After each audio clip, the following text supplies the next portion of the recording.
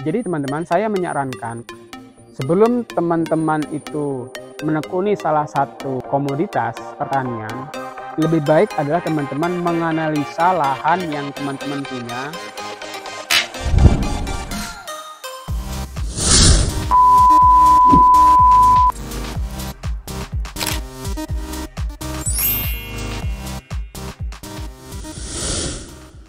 Alasan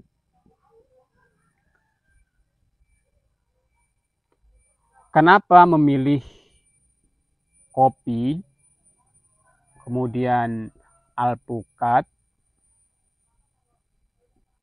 dan juga durian.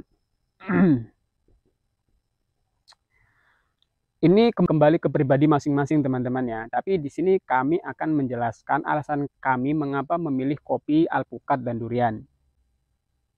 Yang pertama, hal yang harus teman-teman pahami dalam memulai pertanian adalah lahan ya teman-teman. Penyesuaian antara tanaman yang kita tanam dengan lahan itu harus menjadi pertimbangan dasar teman-teman. Artinya keberhasilan satu pertanian itu dimulai dari kemampuan teman-teman menganalisa kesesuaian lahan dengan komoditi yang teman-teman tanam. Kebetulan lahan yang kita punyai, yang kita garap itu adalah lahan yang berada di elevasi sekitar 800 sampai 900 mdpl. Jadi alasan kita memilih kopi di sini adalah satu, lahannya itu memang elevasinya berkisar antara 800 sampai 900 mdpl teman-teman. Kenapa kopi? Kopi itu adalah tanaman yang bisa hidup dengan baik di elevasi 800 sampai 900 mdpl teman-teman. Dan kopi yang dihasilkan di Lampung itu adalah merupakan salah satu kopi terbaik di Indonesia. Bahkan kopi merupakan salah satu komoditi yang diekspor ke luar negeri, teman-teman. Salah satunya dari Lampung. Saya yakin banyak kopi yang diekspor ke luar negeri itu asalnya dari provinsi kita Lampung. Kemudian yang kedua, alpukat. Alpukat sendiri setelah kita uji coba 2 tahun ini ternyata adaptif di lahan kita, teman-teman. Alpukat itu kan macam-macam varietasnya.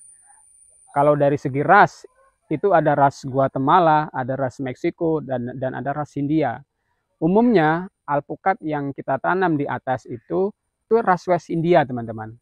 Ras West India, sebagaimana yang saya ketahui, itu cenderung cocoknya itu adalah di elevasi rendah, teman-teman. Atau dataran rendah, bukan dataran tinggi. 800, 900 ini masuk ke dalam sedang ke atas, teman-teman. Akan tetapi, mengacu kepada apa yang disampaikan oleh Pak Haji Zeki dan teman-temannya yang membawa alpukat introduksi dari luar, itu cocok kalau kita tanam alpukat introduksi di elevasi 800 sampai 900. Maka kemarin kita memilih varietas seperti Pinkerton, kemudian Ritziapus, dan juga SAT 034. Dari ketiga itu, setelah saya konsultasi dengan para senior di alpukat, ketiga jenis itu adaptif di elevasi 800 sampai 900 mdpl. Kemudian mengenai durian, alasan kita memilih durian. Durian ini hanya selingan ya teman-temannya, bukan komoditi unggulan kita. Dalam arti kita hanya ingin sekedar punya. Kita pengen mencicipi juga buah yang namanya durian, karena memang durian, saya sendiri pecinta durian, saya sangat suka dengan durian, maka saya menanam durian. Tapi secara komersial, secara ekonomi, kami mengandalkan dua komoditi ini teman-teman, kopi dan juga alpukat. Jadi teman-teman, saya menyarankan kepada teman-teman, sebelum teman-teman itu menekuni salah satu komoditas pertanian, lebih baik adalah teman-teman menganalisa lahan yang teman-teman punya, kemudian menyesuaikan dengan tanaman yang cocok di lahan teman-teman. Jadi tidak perlu memaksakan satu jenis komoditi yang tidak sesuai dengan lahan teman-teman. Banyak kasus yang terjadi seperti itu, teman-teman. Dia lahannya sebenarnya cocok ditanam jambu kristal, tapi dia memaksakan alpukat. Al-Quran sendiri mengatakan setiap lahan itu mempunyai kandungan yang berbeda-beda, teman-teman. Dan setiap lahan itu mempunyai jenis ataupun tanaman khusus yang bisa tumbuh di lahan tersebut, teman-teman. Jadi kita tidak perlu memaksakan tanaman kopi, tanaman alpukat ini atau durian ini tidak cocok di lahan teman-teman, ya tidak perlu memaksakan itu, teman-teman. Ada caranya, tapi kita harus mengolah tanah terlebih dahulu dan itu memerlukan biaya yang cukup besar. Itu saran dari kami, pengalaman kami bertani seperti itu. Jadi tidak perlu memaksakan satu komoditi kalau tidak sesuai dengan lahan kita, lebih baik menyesuaikan dengan lahan teman-teman punya.